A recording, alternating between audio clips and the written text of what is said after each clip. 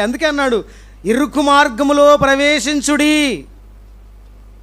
అనేకులు ఆ ఇరుకు మార్గములో ప్రవేశించ పోరాడుదురు కానీ వారి వల్ల కాదన్నాడు. ఎందుకు కాదంటే ఆశలు చంపుకోలేక, కోరికలు చంపుకోలేక. ఇరుకు మార్గం, యేసుప్రభు మార్గం ఇరుకైన మార్గం. అరే ఉపవాసం ఉండి పాపాలు ఒప్పుకో అంటే అందరికీ కష్టమే, అవునా కాదా? అందరికీ కష్టమే అవుతుంది. కానీ ఎవరైతే తన శరీరాన్ని నలగొట్టుకొని ఉపవాస ప్రార్థనలో ఉండి రక్షణ పొంది దేవునికి నమ్మకంగా జీవిస్తారో వాళ్ళకే దేవుని యొక్క రాజ్యంలో చోటు ఉంటుంది. దేవునికి మహిమ కలుగునుగాక. అందుకే అన్నాడు, ఇరుకు మార్గములో ప్రవేశించుడి.